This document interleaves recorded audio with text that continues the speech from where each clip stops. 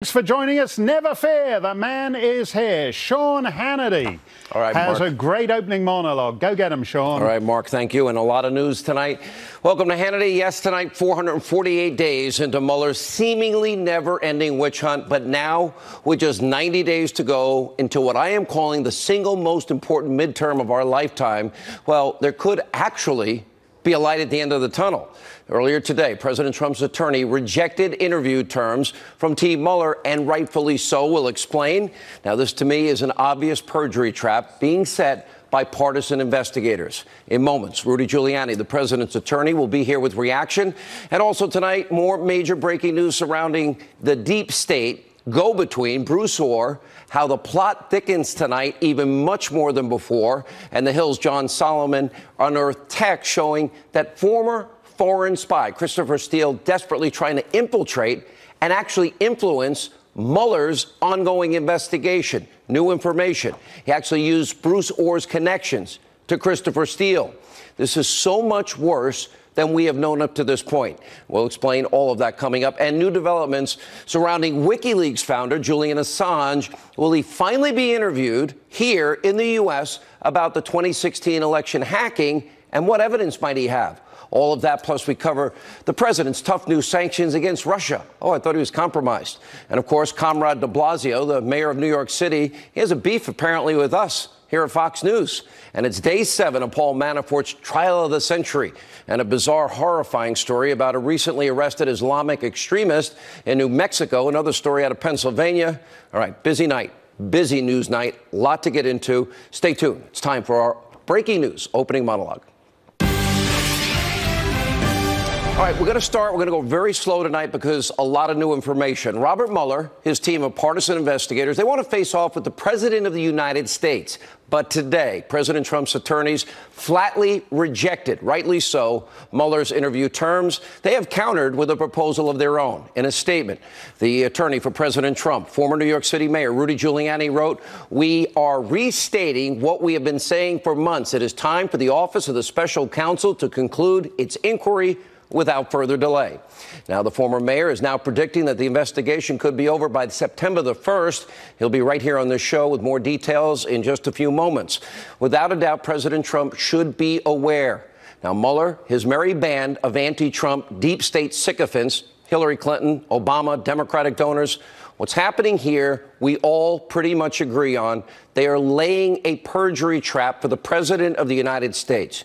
Mueller should not get what he wants. The president, his attorney, should not give in. The president should not sit down for an interview. Now, tonight we have yet another example of just how corrupt and how flawed Mueller's witch hunt really is. According to a shocking new report tonight from the Hill's John Solomon, Christopher Steele, remember him, the former foreign spy responsible for the Clinton bought and paid for dossier? Oh, we now know he was also paid by your FBI, your dollars, under Jim Comey. Well, they were desperately trying to influence the ongoing counsel with the hunt into so-called Russian collusion. And it gets worse. Bruce Orr, the 4th highest ranking member of the DOJ, was trying to help Christopher Steele do it. This is months after Steele was fired for leaking. He got 11 payments from the FBI.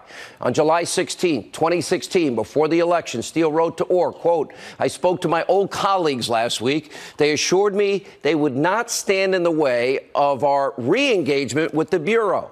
Orr texted back, "I will pass along to my colleagues. Thanks." And on November 18th, after the election, Trump won. Now, Mueller's witch hunt, by the way, was now underway. Steele writing, quote, "I am presuming you've heard nothing back from your special counsel colleagues on the issues you kindly put to them from me."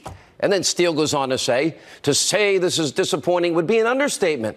Certain people have been willing to risk everything to engage with them in an effort to help them reach the truth. Now, yeah, right, just like there's truth in that phony, unverified, uncorroborated, debunked dossier that the Clinton campaign used to smear then candidate Donald Trump, the same Russian lies that were used before the election as the foundation for the Mueller witch hunt and the op research used to mislead a FISA court on 4, not 1, but 4 separate occasions, 4 judges, so the government literally could spy on an opposition party candidate and a Trump campaign associate. And meanwhile, according to a brand new report from our own Sarah Carter, a post-election 2016 handwritten document from Bruce Orr listing the names of Strzok and Page and others in the FBI is also raising questions tonight about the extent of Orr's communications with the Bureau. And according to some other newly unearthed texts tonight, we're also learning that Steele was concerned about the U.S. Senate's inquiry into the dirty dossier, probably because the contents were full of Russian lies and outright propaganda. And by the way, he even said so himself in an interrogatory in England. He said it's raw intelligence. I have no idea if this is true, maybe 50-50. Really? Not only did he peddle his Clinton and FBI bought and paid for lies to you, the American people, to sway an election. The bulk of that information that is false, Russian lies, to get a FISA warrant as top officials, as I said, 4 separate times lied to FISA court judges to spy on an opposition party candidate. Then he turns around and tries to peddle his lies through Bruce Orr. Remember, his wife, Nellie, well, she helped build the lies for Fusion GPS, the dossier. What did they do with it? They wanted to get it to Mueller post-election to destroy President Trump after the fact that they lost. They tried to influence the election. It didn't work. Then they tried to destroy the president. It is a national, disgusting, despicable disgrace, the biggest abuse of power by the top DOJ and FBI officials in this country. By the way, not rank and file. And according to Solomon's report, we'll go back to that, these communications between Bruce Orr and Christopher Steele, they were going on until late November 2017. Well, that's more than a year after the FBI supposedly, officially cut off all ties with Steele because he was leaking and lying about potentially classified information to the media, again, to peddle his lies, to influence the outcome of our election. Now, this all comes on the heels of last night's shocking report that showed that Christopher Steele was working closely with Bruce Orr before and after the 2016 election, again, to spread the lies from Steele's dirty dossier. He had no faith in those lies throughout the highest levels of what is supposed to be our fair and unbiased justice system. Equal justice under the law, equal applications of the law. Now, at the time, Orr, again, the 4th highest ranking member of Obama's Department of Justice. However, he's since been demoted because of his unethical ties to Steele and Fusion GPS. Now, Sarah Carter, John Solomon, they will be joining us in a moment with more details. These are shocking new developments. It is far worse than we ever thought. But first, we are also currently tracking another investigation into election hacking. Now, according to WikiLeaks, the Senate Intel Committee has now requested to interview WikiLeaks founder Julian Assange. Now, Senator Burr's office has not confirmed the request, but if this is true, it's about time. After all, remember, WikiLeaks, they were the ones that actually released those hacked emails. And unlike so many other so-called journalists here in America, we actually took the time. We went to England, we sat down, and we interviewed Julian Assange right here on the show and on my radio show. And he said to us then, no government actor was involved in the hacking. You might remember. Take a look. Did Russia give you this information or anybody associated with Russia? Our source is not a state party. So the answer for our interactions is no. You did not get this information about the DNC, John Podesta's emails. Can you tell the American people 1,000% you did not get it from Russia or Yes. anybody associated with Russia? We can say, we have said repeatedly over the last 2 months that our source is not the Russian government and it is not a state party. Now, I would assume he knows where he got it and probably has the proof. So let's let this country see where WikiLeaks got the information from. We're going to keep you posted when or if the Senate Intel does, in fact, interview Julian Assange. And by the way, the House, they need to do the same thing. The American people, you deserve the truth. But tonight, regardless of what you think about WikiLeaks, it's irrelevant. We know one thing for certain. President Trump in no way colluded with Russia. And instead, the president has been extremely tough on Vladimir Putin's hostile regime. And today we have one more example. Tough new U.S. sanctions levied against Russia in response to an assassination attempt of a former British spy conducted with chemical or biological weapons. Now, these new sanctions will be applied to all Russian state-owned businesses and will reportedly affect 70% of the Russian economy. Gee, I thought the president was compromised by Putin. That's what fake news tells us. Or NBC News suggesting he might actually be a Russian agent. President Trump. Now, while the president makes serious policy decisions, and as he's conducting consequential peace through strength diplomacy, well, many on the far left, they are obsessing over ICE, the U.S. Immigration and Customs Enforcement Agency. Now, as part of their grand plan to get open borders, many on the left want to band together and ban ICE altogether. Earlier this week, we sent Tommy Lahren to Portland, Oregon, to interview some of these anti-ICE activists. So a small portion. Take a look. I don't know if you've seen in the last couple of weeks, but your city's been kind of home to some protesting, some controversy, a lot of surrounding your mayor and the Occupy ICE movement. Right. Are you familiar with any of that? Yes. What do you think about it? I think that they should be able to protest. I don't know if they need to be abolished, but I think we need to look seriously at the policies that are being practiced at the moment. Fox News? Yeah, you're a too. But I'm nice. Doesn't matter. My name's You're Tommy. Don't care. You just don't like Fox News? No, because Fox News is nothing but a bunch of capitalist lies. Wow, she found a fan. Stay tuned. We're going to have Tommy's full coverage coming up. You're not going to believe how out of touch with reality some of these people really are. All right, now let's return to the horrific breaking story out of New Mexico. A father of a missing disabled 3-year-old son has been arrested at a squalid camp that's linked to Islamic extremists. Now, during his arrest, 11 children were found on this compound where it is believed weapons training was conducted. Now, with plans, of course, to use the children in future school shootings. The individual arrested was the son of a Brooklyn imam who was named as an unindicted co-conspirator in the 1993 World Trade Center attack. Now, sadly, the remains of the young child were also found on this compound. A scary, tragic story will continue to follow. And we also have another topic to get to, and it comes to us right here in New York City. Sorry, I pay high taxes. I'm stuck here. Far-left mayor, Comrade Bill de Blasio, has a new favorite villain. They're looking at it right now.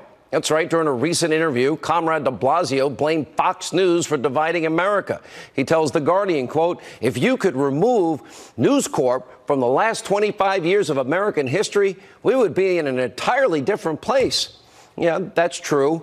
We'd only have one opinion on the news from the far left. A universal opinion, because they're all a bunch of sheep, a utopian dream for Comrade de Blasio. And like a true left-wing extremist, well, Comrade de Blasio detests diversity of thought. That's not good. Imagine 30 years without Rush. Oh, let's see, 30 years without talk radio, 23 years without Fox News. All right, finally tonight, our last topic covers day 7 of the trial of the century, the 2005 tax and bank fraud charges against Paul Manafort. Remember, no collusion, has nothing to do with Donald Trump, nothing to do with the campaign, nothing to do with Russia. And while Team Mueller is embarrassing themselves in their attempt to put the screws on Manafort, as Judge Ellis said, to get him sing or to compose against President Trump so they can impeach or prosecute him, well, it's Mueller's prosecutors who are actually feeling the heat from the presiding judge, T.S. Ellis III. Yesterday, Judge Ellis berated Mueller's legal team and even accused one prosecutor of being such a tough guy he was tearing up like a little crybaby. Today, Judge Ellis reportedly urged the prosecution to, quote, focus sharply, speed up the pace of the trial, saying, quote, judges should be patient. They made a mistake when they confirmed me. And meanwhile, Manafort's attorneys once again called out what is the questionable character of the star witness, Rick Gates, pointing out that he had up to 4 extramarital affairs on top of, let's see, embezzlement, lying, extortion, and could have faced, if he didn't get the get out of jail free card from Mueller, could have faced 290 years in jail. Wow. Offer 290 years in jail or say something about this guy. I think I'll take the jail. I don't think so. Now, as always, we'll continue to update you in this trial conducted by Mueller's team of witch hunters. This has absolutely zero to do with Russia, nothing to do with collusion, nothing to do with the campaign, nothing to do with Trump. 2005. Put the screws to him so he sings or composes.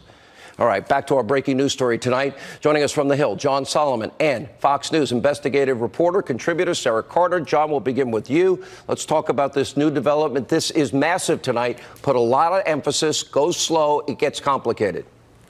Yeah, no, it is. I think the bottom line is simple, though. months after Christopher Steele was discredited and terminated by the FBI because he leaked to the media a major violation of human source intelligence rules. There was an effort underway by him with his buddy, Bruce Orr, at that time a top deputy to Rod Rosenstein, to try to get him back into the FBI's good graces and to possibly get him working, re-engaged, it says, is the word used in these emails, with special counsel Mueller. Now, it doesn't appear in these things that we can prove they ever got to Mueller, but the mere fact that a senior Justice Department official was trying to get a discredited partisan intelligence source back onto the case tells you all you need to know about this case. This is not the way counterintelligence is normally done in the FBI. Career people vet sources carefully. They manage them carefully. They double and triple check their authenticity and their accuracy. Here, we turned a blind eye to their partisanship, to their inaccuracy in their documents, and we're still trying to get them in the investigation a year later. That is what's wrong with this FBI investigation. And this episode is one of the strongest parts. The FBI is talking to Orr. They know this is going on. Someone has to come clean in the FBI and describe. Let's slow it down. Yeah. So not only did Hillary and the DNC pay Orr, 11 payments by the FBI to Orr. He's fired. So not for this case. That's important to note. Those payments are not for this case. They're for other work he did. Understood. But he's still paying a guy. You know, money came from him. Understood. That's right. Steele now hates Trump like Strzok and Page, correct? He does. He does. Steele even admits under oath in Great Britain, I have no idea if this is true. This is raw intelligence because he was risking perjury. So he tries to get Trump. The American people were fed by him. Hillary paid for it. Lies because they wanted to influence the American people with Russian lies that she paid for, correct? Yes, there's no doubt. And after the president, this is an important point. Go ahead. And then after the election, they're trying to drag him back in through the fourth highest ranking Justice Department official, whose wife, incidentally, we know she worked for Fusion GPS, but we believe on the phony Russian dossier. And they're trying to bring him back because after Trump won and his dossier lies didn't work, then they were trying to take out the president with more Russian lies, correct? The only reason to bring Christopher Steele back into the investigation that we can see in these documents is to sustain an inaccurate narrative in the public domain that they had this extraordinary evidence against President Trump that he was colluding with Russia. And as you know, James Comey said it wasn't there. No one's presented it since that time of any evidence that the president colluded with Russia. It was a political effort, not a counterintelligence effort. Sarah, your report is also blockbuster tonight, that they're literally these documents that we now have written by Orr 2 weeks after the 2016 election. Remember, those documents were designed to defeat Trump. It didn't work. But now they're going back. Now they're trying to use it post-election. Notes from Strzok and Page have many lawmakers and investigators and other documents. FBI had a back-channel investigation they never revealed. Tell us what you found. Well, they never revealed it to the Foreign Intelligence Surveillance Court, and this is essential, Sean, because they violated it. They withheld exculpatory evidence that the judges should have known about. Also, the documents reveal something very important. These are law enforcement sensitive documents. These are memos written by Bruce Orr himself. And on November 21st, he apparently either met with or spoke with Lisa Page. Remember, she's the general counsel for former Deputy Director Andrew McCabe. She also with Peter Strzok, her paramour, lover. And so when you look at all of this, and Joe Pientka, who was an FBI agent, was the same one that interviewed General Michael Flynn with Peter Strzok. This is so important because in that note to himself, basically that memorandum, he also mentioned Paul Manafort, that they were moving forward against Paul Manafort. And that's essential here because he couldn't move forward against Trump. They could move forward against Manafort. But he did note, I would contact Christopher Steele. He basically noted to himself to contact Steele. So what was he doing with Lisa Page, Peter Strzok, and Joe Pientka? What was this DOJ official doing, and why was this not disclosed to the Foreign Intelligence Surveillance Court? I think those are the most essential questions that need to be answered. Okay, now let's explain in your words, Sarah, then we'll give John a chance. Explain in your words what this was all about. In other words, there were the top people at the FBI. We can go to Comey, we can go to the deputy FBI director who's been fired and may ultimately end up indicted. And then we've got Strzok, and then we got Page, and then we got all of this going on. Now Bruce Orr and Nellie Orr, they seem to be much more involved than we knew up until this point. Explain how this was all about defeating Trump and then destroying Trump. That was it, Sean. This was about either destroying Trump before he could be, the president of the United States, ruining him before there was even an opportunity. And if he did become president, which he did, taking down a duly elected president. That was what they were working for. That is what they continued to do. And that is what they were semi-successful at, because what they got, the end result, Comey got it when they appointed special counsel Robert Mueller, based on this evidence. And they also got it with the Foreign Intelligence Surveillance Court. And Steele was trying to get to Mueller through Bruce Orr. That's absolutely correct. Now, according to both of you, you're both telling me there's still a lot more to come. John, you're shaking your head. So did they get to Mueller? And the fact, it seems like they connected based on these emails we have.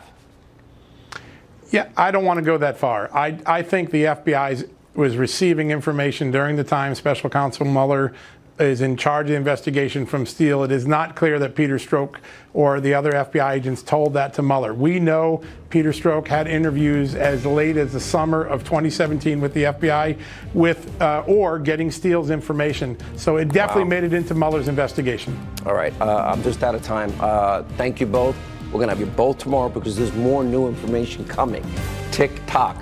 Up next, a Hannity exclusive with President Trump's attorney, Rudy Giuliani, also Alan Dershowitz, and so much more straight ahead.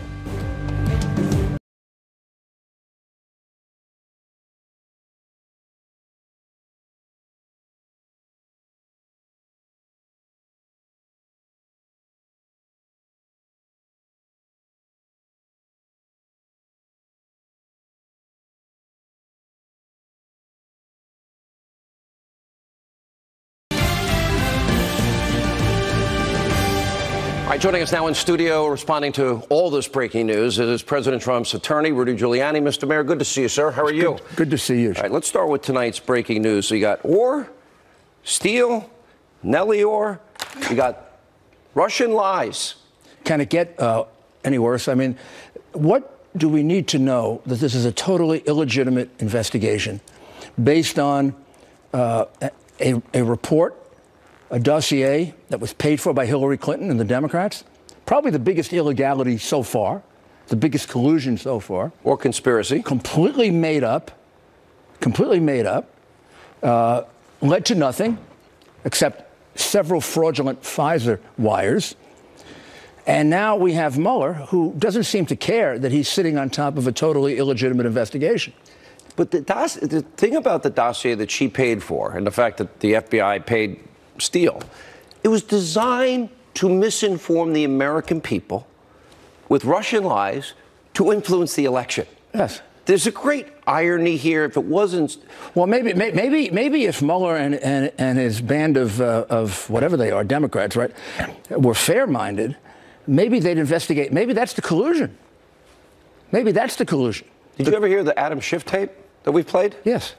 Adam Schiff, he's just dying to get naked pictures of Trump with a Russian on tape. There's your evidence, Mueller. You can't make it up. I mean, if it wasn't so serious, not only did they try to lie to the American people with Russian lies, now we know after the election they tried to destroy the president with lies, and now they're connected to Mueller, perhaps? Yeah, I've never been involved in an investigation on either side that's more illegitimate than this one, that is so obviously more illegitimate. And I wonder, where's the sense of justice on the part of Mueller, on the part of the Justice Department? After all, the Justice Department, this is a Justice Department investigation. He's working for Rosenstein. And at some point, you got to say the irregularities, the unethical conduct, double standard, the double standard, the way in which people who hate Trump were put into primary positions of power, that has completely tainted this investigation. It's a family from law enforcement. My mom was a prison guard. You know, my dad, New York City, family court probation. So many cops in my family, FBI agents. I cannot believe this is such a. These are the rank and file are so good. Here's the thing: you responded today to Mueller's latest request, and you think this could be over by September. Let's start with the request. Well, I think if it isn't over by September, then we have a very, very serious violation of the Justice Department rules that you shouldn't be conducting one of these investigations in the 60-day period. Look, he's got plenty of time to either decide. We offered him an opportunity to do a form of questioning. He can say yes or no. We can do it. If he doesn't want to do it, he knows the answers to every question that he wants to ask. He's going to ask him, did you tell Comey to go easy on Flynn? The president's going to say, no, I didn't. Hey, Bob, you know it. Why do you want to get him under oath? You think we're fools? You want to get him under oath because you want to trap him into perjury. Well, we're not going to let you do that. There's two separate issues, collusion and so-called obstruction. There's a report today that you said no questions on obstruction. Am I assuming here that your response to him was maybe a couple of written answers only? Well, I can't tell you what it is yet because we haven't. Sure you can. No, I know I can, but I can't. Jay will get very angry at me. My co-counsel. I understood. Is much stricter about this than I am, so he'll get very angry, and Jane will.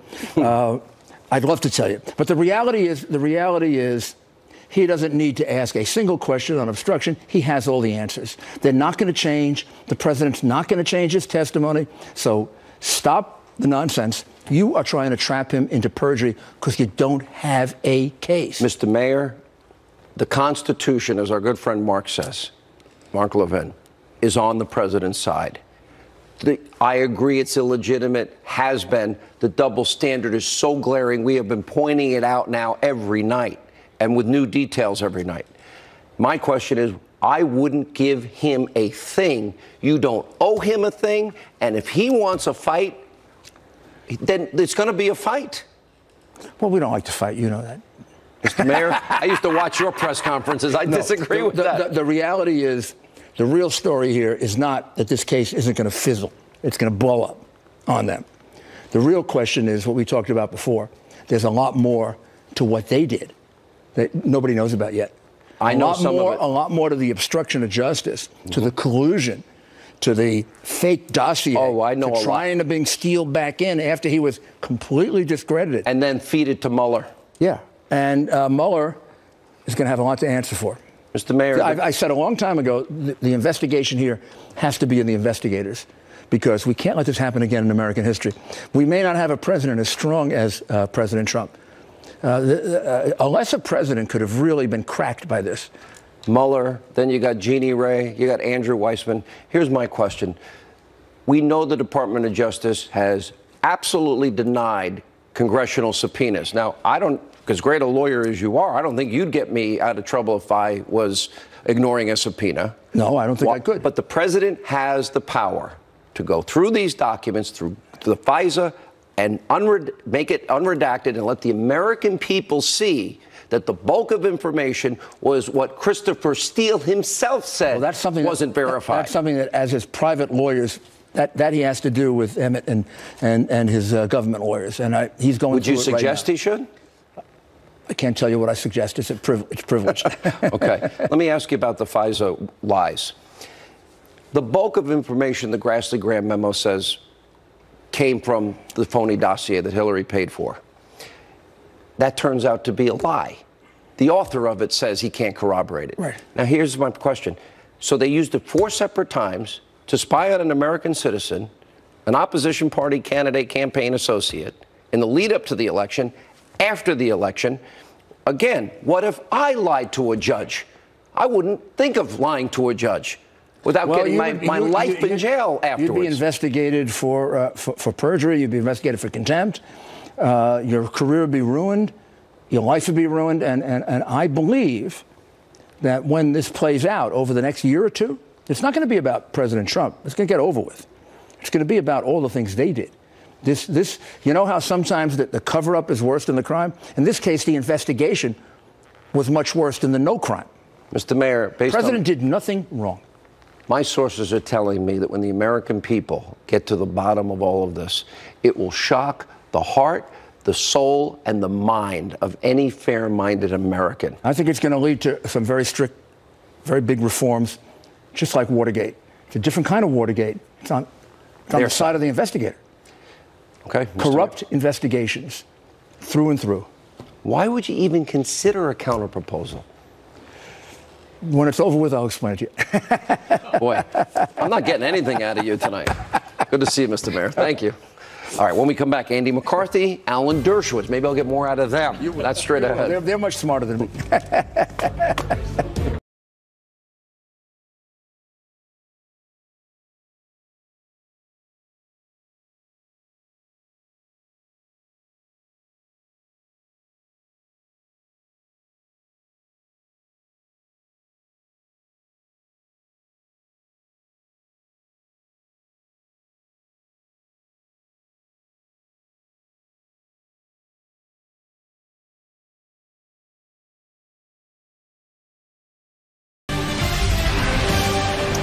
All right, here with reaction to my interview with President Trump's attorney, the breaking news tonight, Rudy Giuliani, former assistant United States attorney for the all-powerful Southern District of New York, Fox News contributor Andy McCarthy.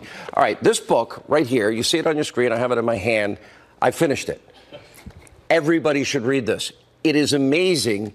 This is not a political book. This is a book about the Constitution and about the rule of law, equal justice under the law.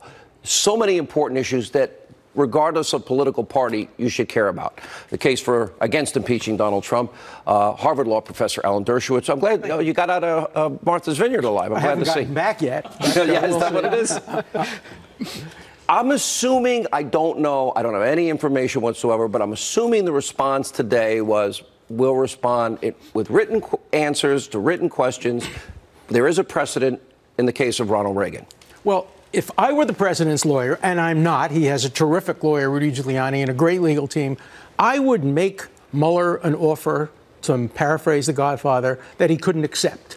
So that the president can then say... You can't refuse, but anyway. No, let me tell you why. So the president can then say, I wanted to testify. I wanted to testify. It was Mueller who didn't let me testify. He turned it down. I think it's very important that the American public see who actually made the decision. And that also not to testify. might actually help in an argument if there's a subpoena that ultimately arrives at the Supreme Court, correct? I think so. And the Supreme Court is likely to divide the issue and say, look, you can't ask a president about his motives. Why did he fire Comey? You can't ask a senator or a congressman or a judge. James Comey admitted he has the right to fire Comey. Of course, so you can't ask about motive. But there's one question they can ask him, which would be a very difficult one.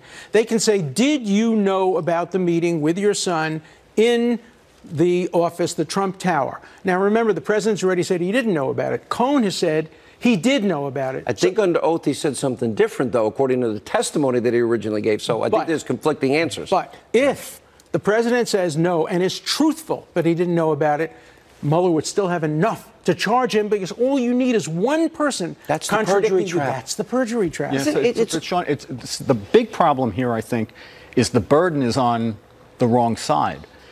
You don't get to just, as a prosecutor, question the President of the United States. You wouldn't get to question a journalist. You would need to show that there was a serious crime, that you had the President implicated in somehow, and that he is the source of evidence that you need to make the case that you can't get from any other source. So the Constitution is on the President's side? Absolutely. Right. The Constitution is on the President's side. The law is on the President's side. And, you just can't ask a president to explain why he took an action. Politics, you can ask him. His opponent can ask him. He has the right to fire anybody. And to pardon anybody. And to end any investigation. By the way, we have Adam Schiff on tape talking to a Russian. Oh, really? Naked pictures? Putin saw them? Or the Russian lies that Hillary paid for. Right. You know what? Is that collusion? Is that conspiracy? I don't want to see anybody investigate. I know where you are. By the way, you make a good... Right, yeah. No, but I just don't understand why at this point.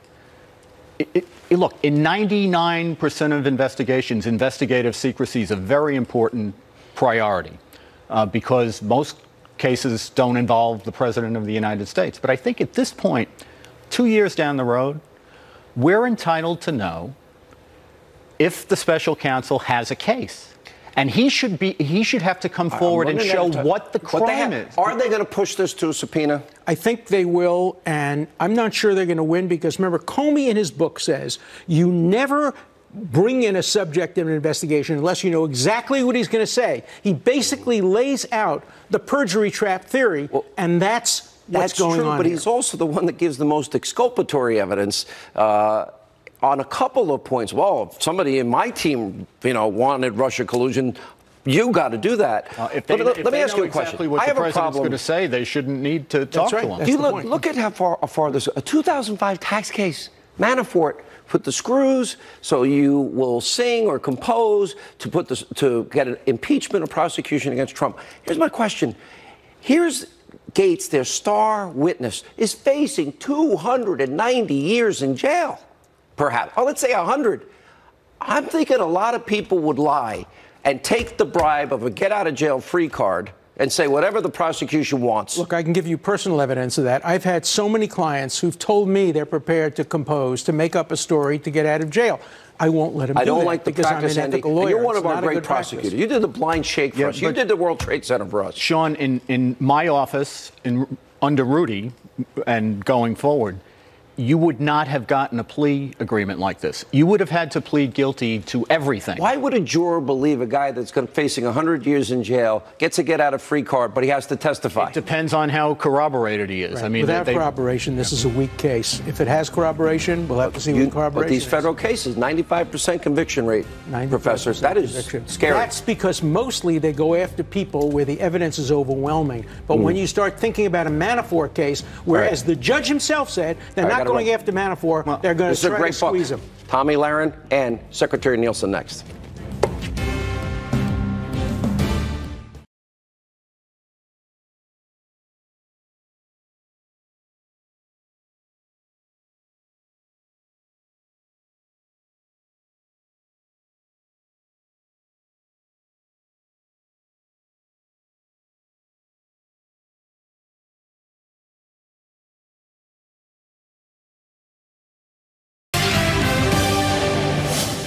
All right, recently, some of the left have been calling for ICE to be abolished. That means open borders. We sent our own Tommy Lahren to the liberal bastion of Portland, Oregon, the site of anti-ICE protests, to find out what people thought about illegal immigration and ICE. Let's take a look at this. I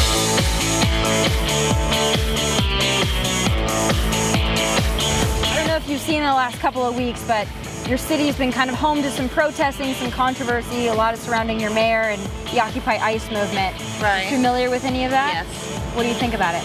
I think that they should be able to protest. Do you think that Portland's gotten more militant in the last year, 2 years? I'll just say crazy. Crazy? We have a real problem with immigration. There's no simple answers here. Do you think that abolishing ICE is a step in the right direction? I think we have to look at our entire immigration policy. Our policy has failed. Do you think that the protesting on either side has gotten out of hand? For sure. What do you think it's about? Do you think it's about really standing up for rights, or is it about getting attention? What do you think's the goal? I don't know. I think people have like a lot of personal vendettas and want to be like personal warriors or something, and social justice warriors, maybe? For sure. On both sides, though. Fox News? Yeah, you're a hater too. But I'm nice. Doesn't matter. My name is Tommy. Don't care. You just don't like Fox News? No, because Fox News is nothing but a bunch of capitalist lies. Very hostile in Portland. I mean, I know there's a lot of out-of-towners, but even you just saw, absolutely. Unfortunately, the only views that are being projected out here are extremist views. Right. And so you get extremist reactions. And thus why you get extreme behavior of people coming up to you and flipping you off. Do you think a lot of the people in Portland are misinformed as to what ICE actually does? They just think about the kids coming over with their mom or whatever. They don't think about the corruption that's coming in, the drug dealers. Do you plan to go to any of the Occupy ICE protests? Depending on what my work schedule looks like. All right. Liberal cities on the West Coast, they aren't the only places protecting illegal immigrants. Listen to what the governor of New York, Andrew Cuomo, said about ICE. I will do nothing cooperatively with ICE. I have sent them letters asking for an investigation. I have said if they do any criminal acts, which a police force can do, we will take criminal action against ICE because I believe they are politically motivated. and you will never be president. Here with reaction to this and much more, Homeland Security Secretary Kirstjen Nielsen is with us. By the way, Madam Secretary, I'm very sorry. I saw what happened to you in a restaurant, and I know there's been other incidents with you. It shouldn't happen. And we have Democrats telling people to get in the faces of secretaries, people in the cabinet like yourself. What's your reaction to that? Well, I think the activism might be slightly misplaced in the sense that what needs to be reformed are our laws. Sean, as you know, we don't have laws that'll let us do what we need to do to protect the country. That's where we should place our activism, to reform the laws so that we can secure the homeland. Let me tell the audience about a case that we just found out about, and this is out of the city of brotherly love. This is out of Philadelphia. Previously deported immigrant from Honduras raped a child after Philadelphia authorities ignored ICE detainers and released him, pled guilty to illegal entry. Anyway, it goes back to this particular man, Juan Ramon Vasquez, 45. Anyway, he faced up a couple of years in prison and was deported from the U.S. in 2009. Back in the country in March of 2014, taken into custody.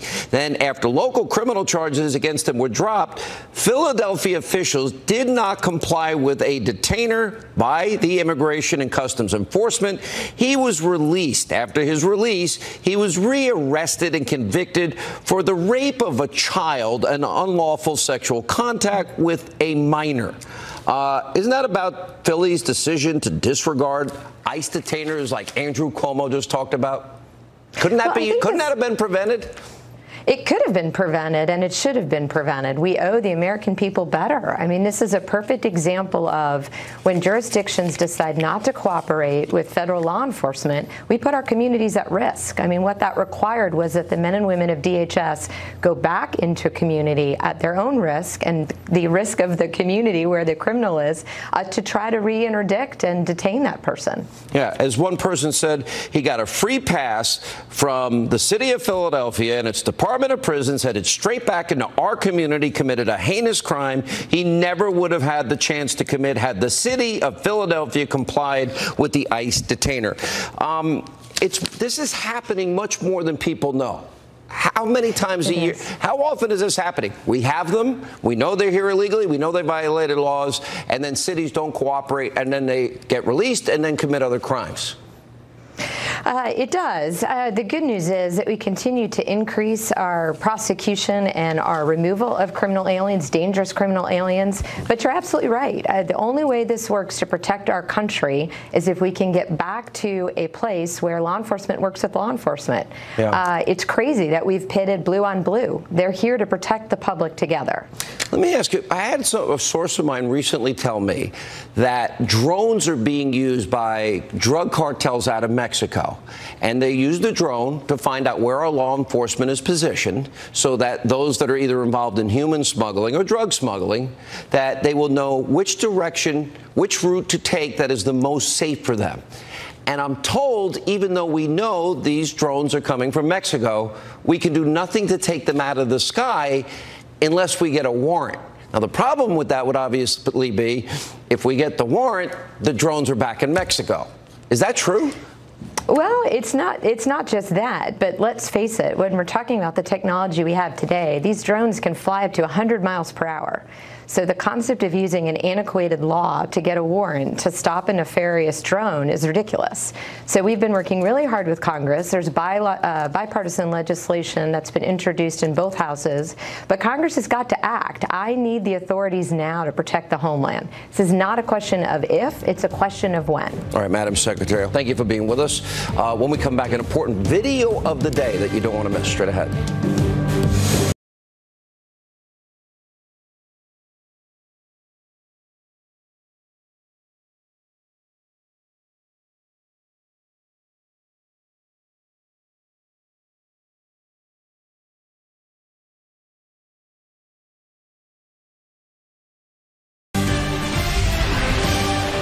All right, the great one, Mark Levin, on a recent episode of his show, CRTV's Levin TV, he talked about the fake news media and all their anti-Trump hate, which is every minute, second of every day, every month, every week, every year.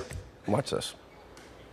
They have spent the last almost 2 years trying to take this man down. They don't really talk about the real Donald Trump. They take his words and they manipulate him. They take his tweets and manipulate him. Then they bring on people who disagree with him. If that's not the big lie, if that's not propaganda, then what the hell is? It's lies, it's propaganda, misinformation, and it's fake news. We all know that. Every minute, every second, every hour, every day, every year now. All right, we're always going to be fair and balanced. We're not the Destroy Trump media. Thank you for being with us. Let not your heart be troubled. Ingraham, Big Show, Jay Sekulow among your guests. See how smart I am? Hannity, you know what I was thinking? If we should do our own public service announcement and we can film it and everything would be fun. If you have TDS lasting longer than 5 hours, consult a physician. Trump derangement syndrome, right? Whatever you say is right. I didn't hear half of what you said. I don't know why my IMP is clogged. TDS. If you have it longer than 5 hours, you should see a physician. I mean, I never understood that commercial with the 2 tubs. By the way, I love it, but I don't get it. Isn't that defeating the point? The 2 tubs. Do you know what I'm talking about? You're just totally behind me tonight. I don't think you can even keep up. No, it's not that I'm behind you. I can't really hear you. Okay, so Hannity can't hear me. So why are we even talking? We can't hear each other. I'm just going to do Well, no, you just keep talking. I mean, I'm just going to nod my head. Yes, Laura. Yes, Ingraham. Yes, ma'am. All right, Hannity. Thank you so much. Have a great show. All right. Good evening.